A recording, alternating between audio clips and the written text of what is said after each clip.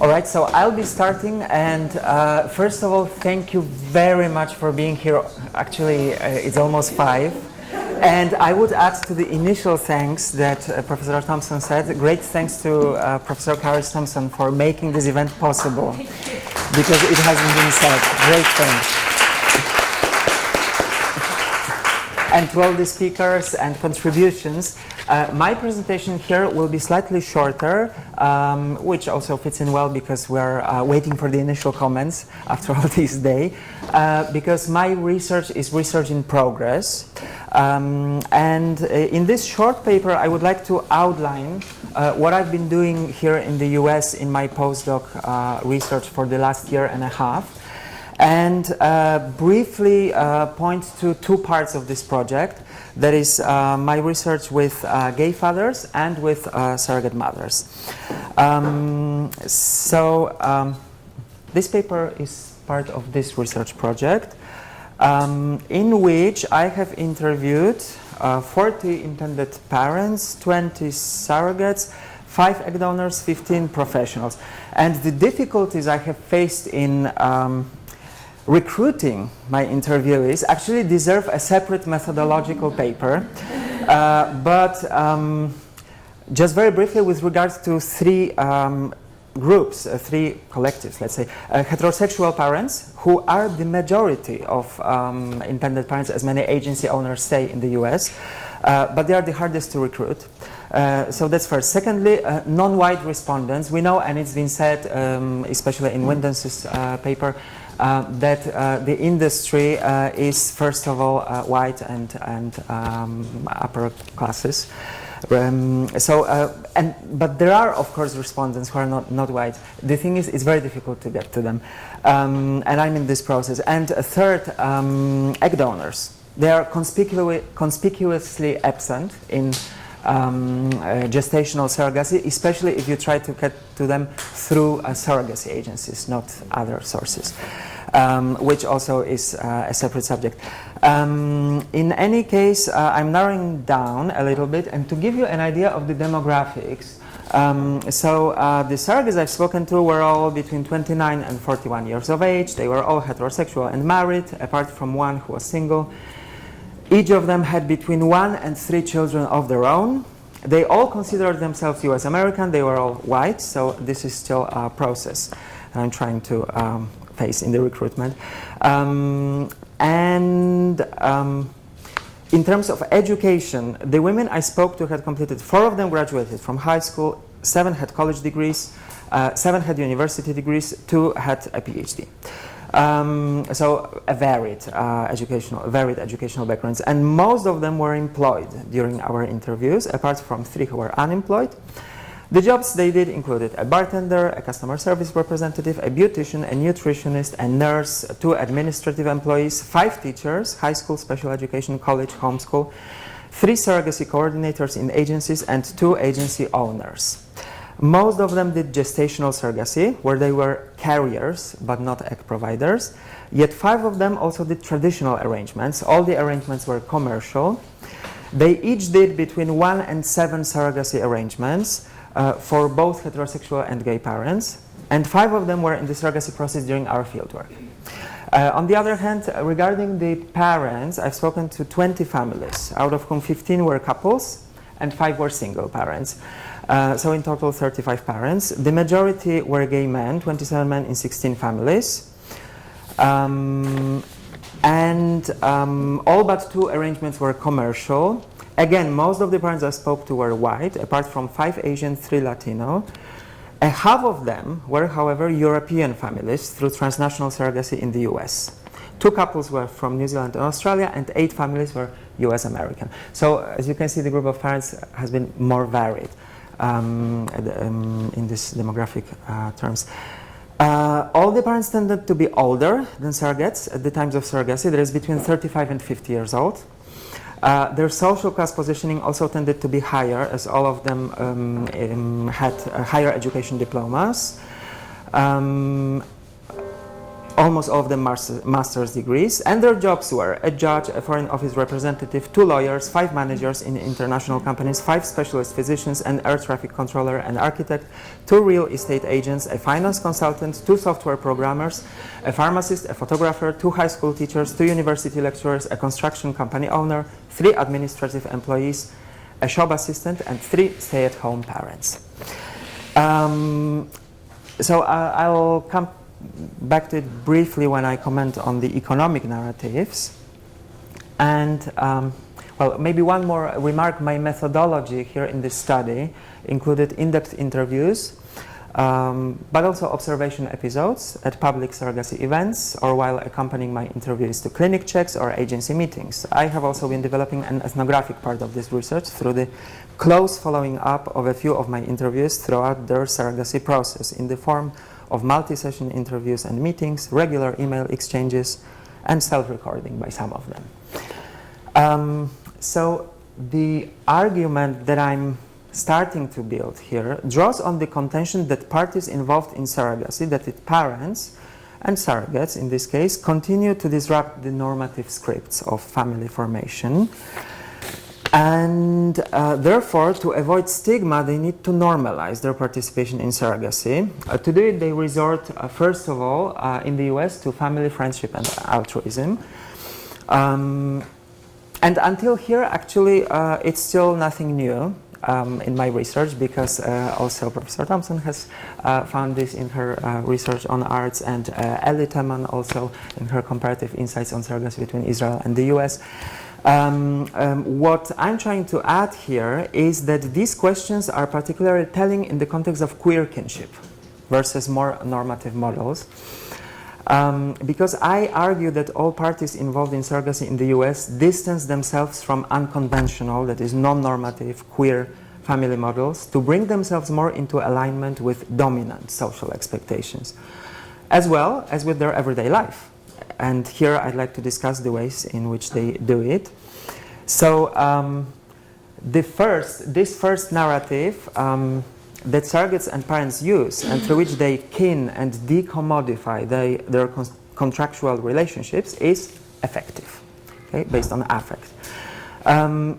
Commercial surrogacy in the US is characterized by the dating-like online profile style of matching between surrogates, egg donors, and intended parents, as opposed to India and Russia in the majority of the cases.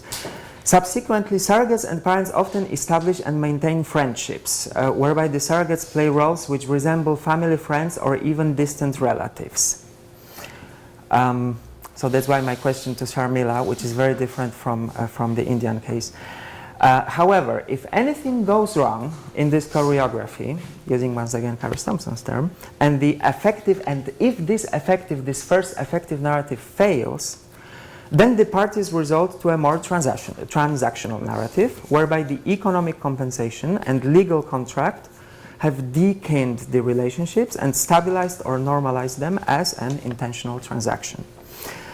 And maybe here I will go directly to the playground, because the playground, children's playgrounds were a site of particular importance in this research, as there's where I met many of both gay and straight parents, some of the surrogate mothers that I interviewed. So I'd like to recall the following situation from my research journal. Angela and I meet on a children's playground in a park in a small town of the East San Francisco Bay Area. It's not far from her current place. She used to live here and she knows it's one of the best playgrounds. So her 5-year-old daughter is delighted to be with us here today. It's a Thursday morning and the playground is full of parents and children. While the little one is playing, we sit down on a nearby bench and start talking about Angela's current journey as a second-time surrogate for the same gay couple. She says she is happy to share her surrogacy experience because for her it's about helping other parents who want to create families. Indeed, she is open about being a surrogate and she doesn't change the subject nor lower her voice when her daughter comes up to hug her or when another mom sits next to us. Angela's story seems even more legitimate when she recalls that her brother himself is a gay dad through surrogacy. Thanks to this experience, she says, she understands well the desire to create a family. That's why she also takes part in a homeschooling project in her community, and she's developing a small animal farm in her house. Not all of the other 20 surrogate mothers I've interviewed do such things. Yet, all of them, without exception, tell the same altruistic and children and family-oriented narratives.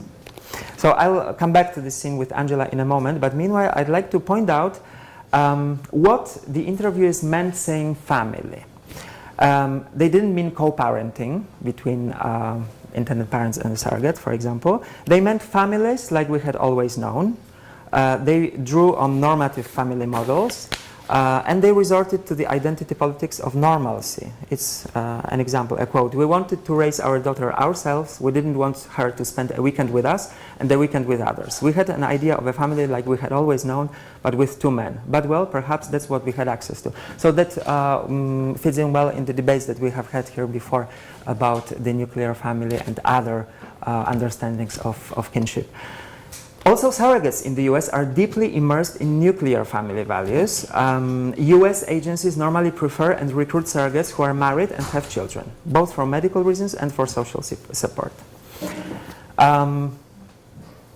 This rather conventional family structure was followed by what could be determined as rather conservative biopolitics of race and class, assumed by the gay fathers I spoke to. Because in their choice of the egg donors, the men usually opted for educated women with the skin color and other physical characteristics like themselves.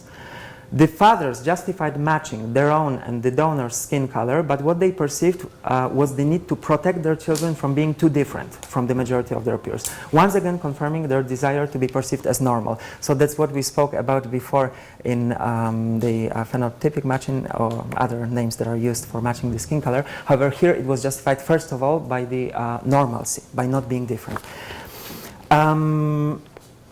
All in all, the parents' narratives of normalcy corresponded to how they established their family structures, their biopolitics of reproduction, but also their everyday practices. During the interviews, coming back to the playground, I became a frequent guest to playgrounds or children's playrooms, which did not have anything to do with queer adult playrooms I had seen in the houses of some usually childless kink-letter families in San Francisco. As my ethnographic experience showed, my gay interviewees spent their Sunday afternoons not at beer bust parties at the Eagle or other clubs, but for example pulling down a Christmas tree at home with their small kids. Some of those who had newborn babies would literally fall asleep during our interviews after all night's childcare. And I was accompanying them when they were changing diapers many times. Thus, if family meant nuclear family, what was left to the relationship between surrogates and parents was friendship. My observation episodes did validate the narratives about it, and occasional but special relationships the surrogates maintained with the intended parents and surrogacy children. On their cell phones, the surrogates showed me the photos of the children they were receiving from the parents. I saw some of them on the Facebook profiles of the parents I became friends with, and vice versa. Many of them mentioned the importance of exchanging Christmas cards. Some of them had spent vacation or family occasions together with the families they had helped, and those who had no contact anymore with their intended families respected it, but they felt somewhat disappointed, or even, as one of them said, commodified.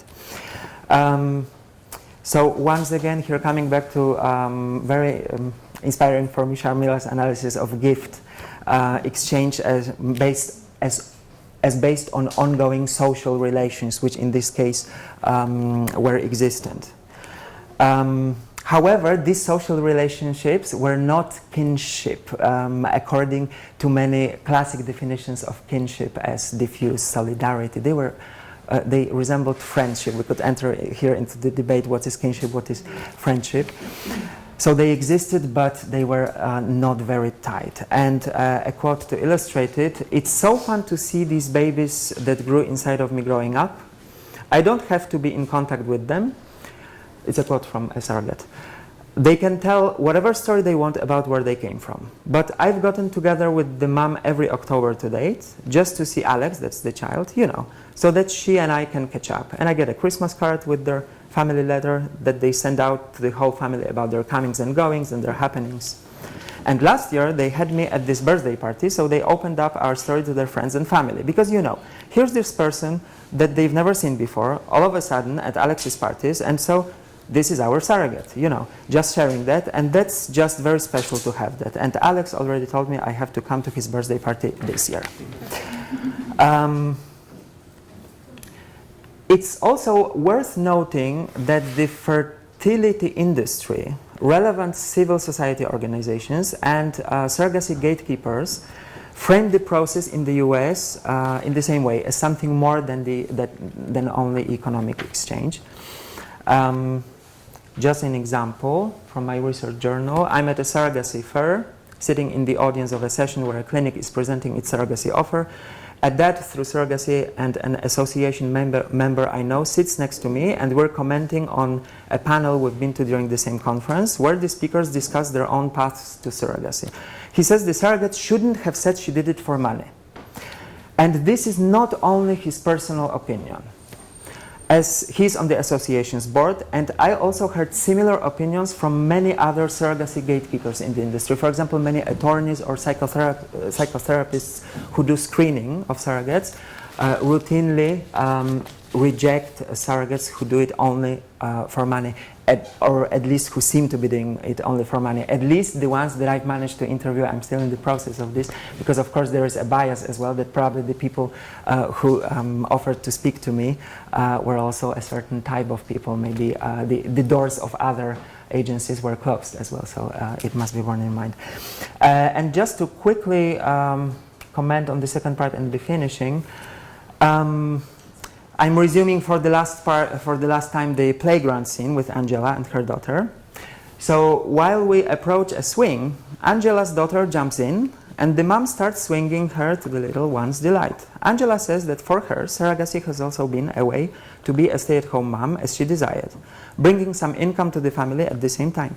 She convinced her husband, thanks to the fact that in surrogacy, technology helped to separate conception from the intercourse, as well as the egg donor from the carrier, whilst the income from surrogacy, together with her husband's engineer's earnings, helps them in making their family dreams come true. They've bought a house and started an animal farm. Their daughter lists all the animals they have. And the $35,000 that Angela gets for surrogacy will contribute to a significant part of the down payment. Likewise, the other surrogates I spoke to, Angela does frame surrogacy as a both family and career-oriented choice in the face of neoliberal market pressures, and as a chance to stay at home while having a passionate and profitable career. On completing her second surrogacy soon, she may go on to a full career in the surrogacy industry, like many of the surrogacy coordinators or agency owners I've met, former surrogates themselves. So, as I introduced earlier, if this first effective narrative of friendship fails, the contractual intentions and compensation have deakened the relationship enough so as to save the deal. So, for example, the surrogates whose intended parents cut ties with them felt disillusions, but they respected this situation. They said, well, we have received the compensation. This legal and economic framework stabilized and normalized this relationship if the first effective narrative failed. And just the last part of data, the parents I interviewed normally used three types of resources so as to gather the at least 120 to 150,000 US dollars for surrogacy. I put it 300,000 because that's the highest amount that the parents I interviewed paid, because there were some high insurance costs and numerous attempts. However, the lowest was 120, the standard was 150,000. So the resources they used were three types: family, inheritance, or apartments they sold, or various types of family resources, their own life savings and salaries that were high enough, or bank loans, including mortgage loans.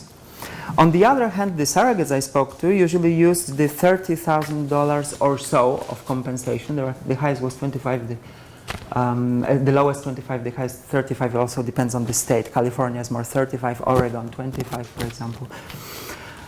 So they used it to contribute to the down payment of their houses, for major house renovations, to invest in a family business, to pay for school loans, or to save for the children's education. So the economic choices on both sides were thus not forced or desperate, but they had a direct relationship with the agents' strategic exchanges and life decisions, and with their social class.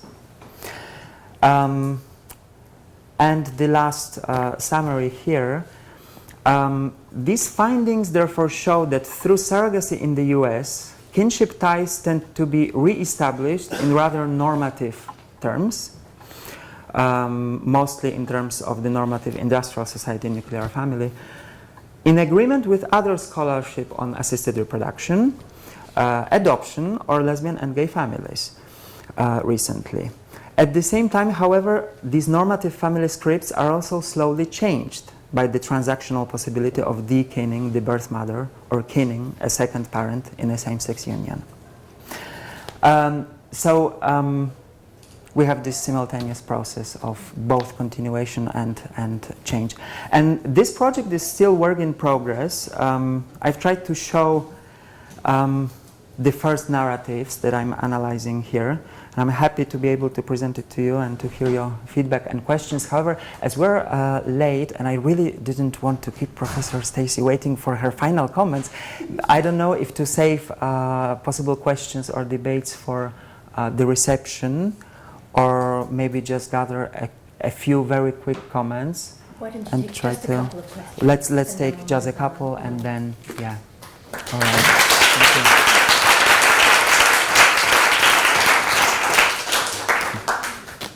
Supplementary questions? Yeah. Well, thank you for your presentation. I have one comment to make first. I do research on surrogacy in Russia, and there the commodification of the relationship is the core thing. So it's exposed to surrogacy workers, and that's why also I call them workers and not mothers, because they don't call themselves mothers. They use Right. the word surrogate mother because that's the only available term in Russian. But when they talk about it, they say, I'm working, and they rather compare themselves to being a nanny and a babysitter. Like, Right. the term, or they came up with fetal sitter, sitter.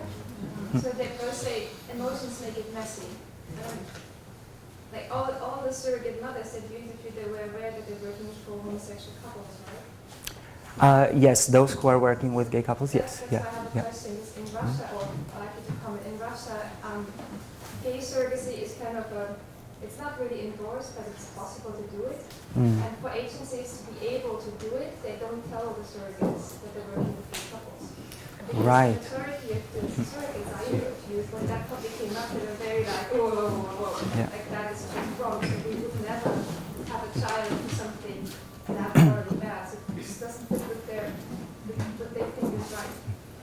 So the dilemma I always got is, what is the right thing to do? Should people who have been excluded from reproduction have the right to reproduce, like gay couples having babies by a surrogate? Or should the surrogate have the right to refuse? Which means you won't have gay surrogacy in Russia because the absolute majority of women become surrogates and they refuse working with them. So they can only make babies if the surrogate doesn't know who they're working for, which I think is Right. I think this is extremely interesting, and we've been speaking about it with Christina and Charmila to compare India, Russia, and the US in this case, that in India and Russia this commodity narrative is much stronger, and in the US it's much more both, or ambiguous, and they both gift and commodity, and they actually, the surrogates or surrogate mothers, because they are also ambiguous. Roughly, maybe half of them prefer to use surrogate mother, but the maybe majority prefer surrogates, and as the term. So they in the US they choose. If they some of them actually prefer to work with gay couples, and they say that in a way it may be easier because it's like obvious that men can't have children. There are no emotional issues between women. Like the intended mother and the surrogate. So they have like different justifications there, but they choose. They choose. So. How do you solve the dilemma? Who has the right to choose? Should gay men have babies, or should surrogate mothers be allowed to say that no? Like here it's okay in the US context. How do you tackle that dilemma in a country where the majority thinks being anything but straight and heteronormative is wrong? Should the people who want to live their family lives actually have access Right. to the needs? How do you? Yeah, still, if we want to guarantee the basic agency on their part, I think, yeah, absolutely, that's the surrogate's choice here. I think, yeah, the framework should allow this choice. Yeah, it's a normative question, right? How to construct an applied framework on this, but yeah, in the U.S. they choose, and I think. And I'm also, Yeah. I'm just wondering also if, for the surrogates, I mean, we were saying, whoever's body it is, you get to make a decision about that, no matter how reprehensible I think it is. But if, when you're a surrogate for a traditional couple, right, people know, and then through word of mouth, I mean, you ever hear from other surrogates that are like, oh, I didn't know. Like, it seems like there would be, like, it's really that people don't know, or that there's a narrative? And I'm just curious, or is it that there's such a sense that people are like, I'm just going to be a surrogate, give me the money, whoever it's for, and they're not meeting the person, so it doesn't, in a way. There's two ways of organizing it. So there's the agencies, and then you might never know because it's like it's hiring out, and you. Yeah, okay. The agencies like in India, they do not like to get you in contact, so you might never even know if it's one or two parents or who are the parents. You just get the money. But there's actually one where I met him and not her. I talked to her on the phone only, the surrogate, and she did not know. She thought he was a single dad. The poor old guy who never managed to find the wife. Well, yeah, because he never searched for one. And she didn't know that. She just thought he was a poor old guy who just finally needed to get his urge and get a child. And they were in contact. So the analysis and the analysis and comparison of this should be very interesting because yeah, in the US definitely it doesn't happen. It doesn't mean that it's an ideal framework, but it doesn't happen, right? So it's yeah. Professor Thompson? I wanted to ask just a quick question about the irony of the playground, which is so hard for queer identified, for anyone but basically certain kind of women, middle classish looking, often whitish looking women to go to. It's such a problematic space, the playground, that would become the smaller creek. I mean, Well, money, influence. Yeah. I use it. That's a big part. Yeah. On one hand, it was so simply. Normally the playground. Yeah, because I was actually thinking about the playground as an interesting space here as well, because it's like we've been talking about transnational surrogacy, but not speaking that much about the space. Yeah. And that's a fascinating space, because I would, from Norway, I would think of the playground as like a neighborhood thing. Like urban space sociologists would say that the playground is the main thing you need to create community in the neighborhood. We got lost on how many playgrounds we need in the space. It's just a fascinating thing that's really. I used it in a way as a validation of the narrative that I heard in interviews because it was really the main site many times of even the parents who did transnational surrogacy, and they would come to the US and we would meet when they were doing the ultrasound. Gay dads there, they would be in danger of being removed for being predatory just by sitting there. They were not. If they didn't have children. They were not though. I think it is changing slowly, and there are both dads and moms. Sitting Yeah. by themselves with no Yeah. children while they're waiting for the child to be born. I've seen single men and two men sitting together being removed from playgrounds in the last 5 years. But many times they were there with their kids because they already had one child, But I'm thinking so about they would while suggest, surrogacy let's meet for the practice. interviews. Yeah. On the playground. I mean, it's also like Yeah, absolutely. The child is Yeah. a different matter altogether, but if there's no child yet, then the surrogate Right. is pregnant. If there's any other quick question, and yeah, we can. Yeah, then we can. Congratulate you on such a successful and amazing conference, Marcin. It's really so To all the speakers. and the speakers as well. It's been very, very exciting. I just have a quick question about in your data.